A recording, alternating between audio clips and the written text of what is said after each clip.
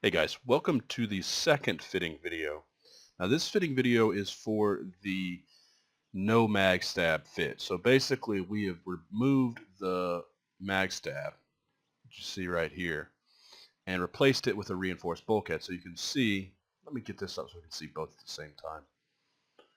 Yeah, and go to no mag stab. All right, so let's bring this up. And while we're at it, let's also look at this other one here. So this is just with T2 rigs. This is going to raise your cost by quite a bit, but you can see that it raises your hit points over the standard. You got to deal with that 2% CPU, which you could just go to a named warp scram or web, after the new tier side coming, who knows, but pretty easy to fix.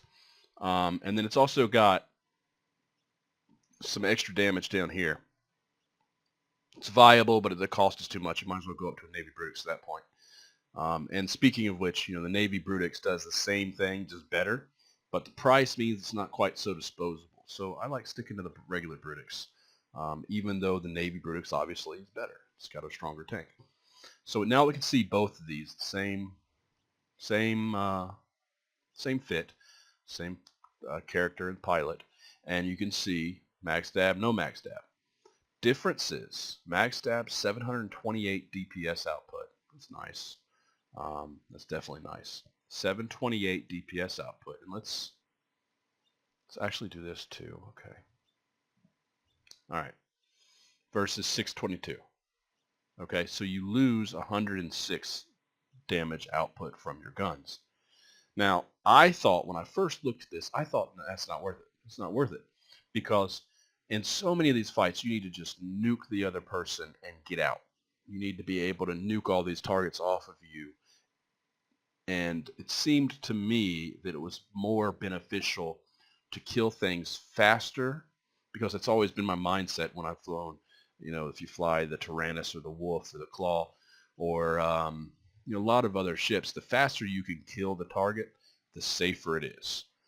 Now in this ship, I don't know if that's the truth, because I've recently switched, and I've switched to this fit, and it's got, what is that, 17,000 more hit points, I think, 17,000 more hit points, which, as far as a percentage improvement, sorry, I don't got the math to figure that one out. 20% is my rough guess, a 20% increase in hit points. So that's 20% more time. And if we assume a fight, a pretty average ideal fight for this ship is if you take on a small gang of T3 destroyers and frigates. So let's say maybe 5 ships with a total DPS output of somewhere in the neighborhood of 1,000 to 1,500. Okay, somewhere in that neighborhood, I think is fair. I would say probably closer to 1,500, but it all depends on the pilots and how well they fly their ships, how well they're fitted, their skills, etc. So at 1,500, at 1,000 is the math just so much easier. So let's just take it down to 1,000. At 1,000, you have 101 seconds, right, versus 84 seconds. So we can think of each 1,000 hit points as an extra second that you have to be on the field, reducing the incoming DPS, because as you're fighting, you're going to be killing things. And as you're killing things, you're going to be reducing the amount of DPS that comes in. That's beneficial. Now, because you're reducing the damage that's coming in, it ends up being even more beneficial for this ship here, because that time just increases as you go. That didn't come out the way I was trying to say it, but basically, this ship with the extra bulkhead equals more time. This ship without it has better DPS, so in some cases it's going to benefit you. This isn't a case where one of these is definitely better than the other. It's all based on the situation. In general, it's my point of view that it's always better to favor time over DPS. I mean, well, it's not true. Having more time, which is why I fly a lot of buffer fits instead of rep fits, If you look at a lot of my frigate fits, they use medium shield extenders. I always prefer to have more time and simpler operation as opposed to more complexity and more capability, because simplicity is going to go wrong less often. This tank is foolproof. You don't have to do anything. Just make sure your damage control never turns off, right? And speaking of which, your capacitor is crucial to that. And in a lot of cases, you're going to find capacitor under strain. Good thing, another bonus for not having a mag stab is you have better capacitor because your guns fire slower. So you can see that the capacitor need over here is 1 for each gun, whereas over here it's 0.9. So what that tells us is that we are able to, what is it, negative 13.2, negative 12.3. So this one is cap stable with the newt running in points. This one over here is not. It's eventually going to run out. And if you've already ran your micro warp drive some, you know, you're probably at half cap when the fight starts. You may have newt pressure on you. You're going to have considerably less time to use your capacitor.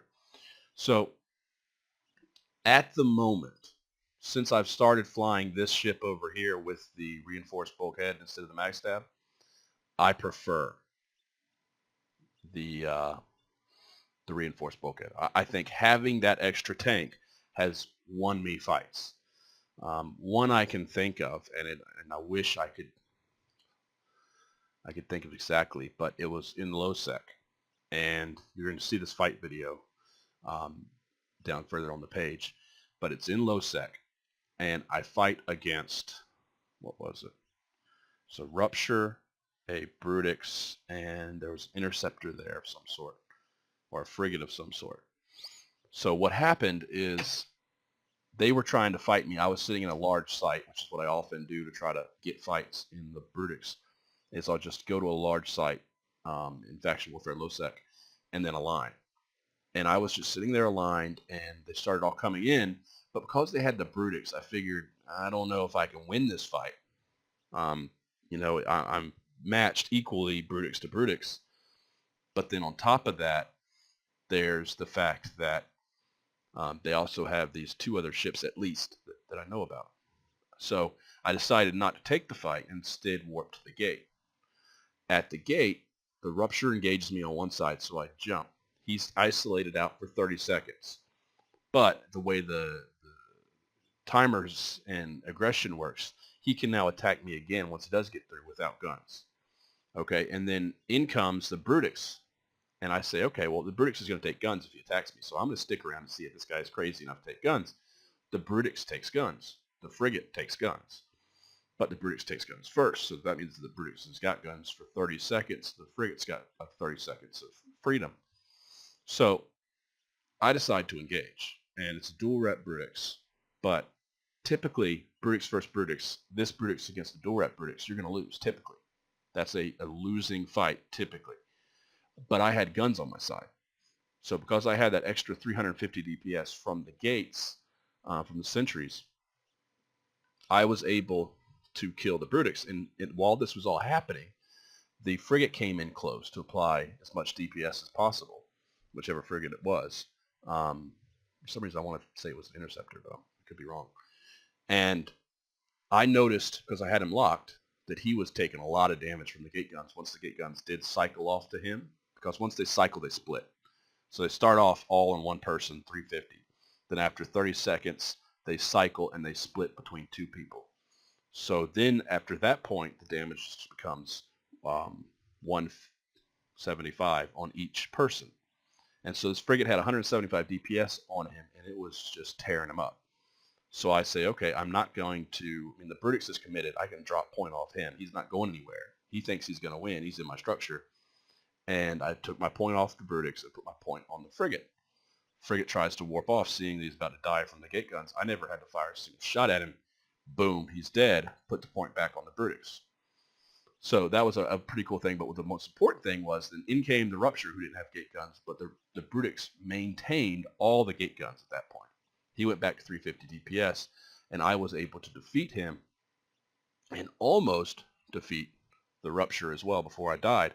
But I wouldn't have had that time if I didn't have this extra reinforced bulkhead. You could argue that I would have had more damage output, and therefore I would have broke the Brutix faster. And, you know, it's a valid argument. But I tend to favor this fit. And especially when you're first starting out, this fit, more time means there's more room for you to make mistakes. And you are going to make mistakes. I make mistakes all the time. You're never not going to make mistakes. Because if you're ever not making mistakes, then you're not paying attention and you're missing something. Because there's always something that you're going to do that's not in the most optimum way. Now, the implants and everything, exactly the same, no difference.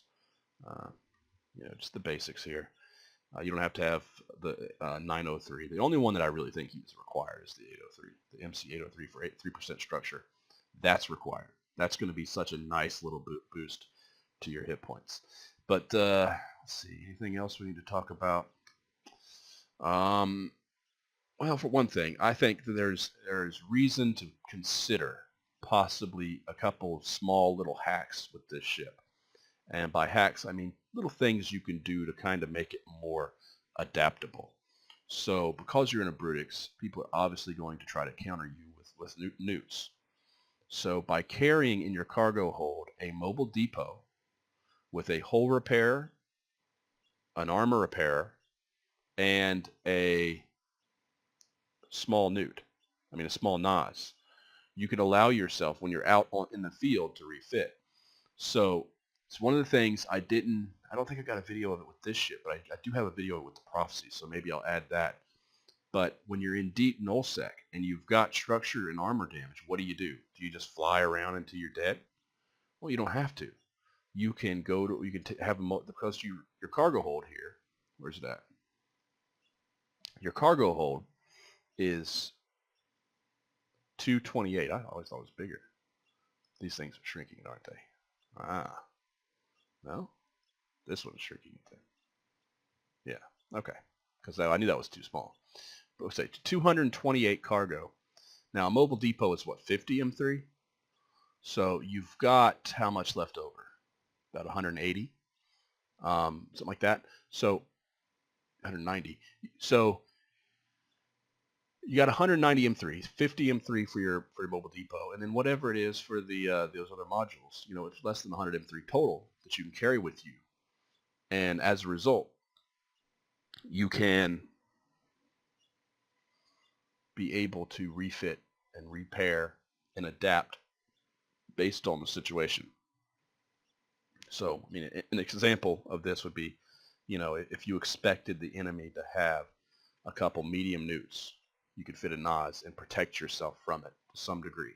It's not going to be enough to really fully protect you, but it's going to give you a little bit more time. The final thing that I would want to talk about is the drones. So you're going to see me go back and forth on this. I think in the other video I said I use combat drones here. I've changed my mind through the fight I had where I lost to the Svapul. If I would have had EC 300s in that fight that I could have thrown out after I lost my first set and he was killing, if I would have had the EC 300s, I could have escaped knowing that that was a losing fight. That guy did a really good job. He did a really good job flying that ship. It was a 200 million-ish Svapul he was flying, all blinged way out with links. But he did a really good job of realizing that I was blaster fit and that by staying at the edges of my range, he could avoid a lot of the DPS, as well as the fact that he was afterburner fit and had sig radius links going. So he was very small and I was unable to hit him. The only thing that could touch him was my drones. And he killed the drones. So once I saw that, I had a clear chance to escape had I had some EC 300s, but I didn't. I had acolytes, I think.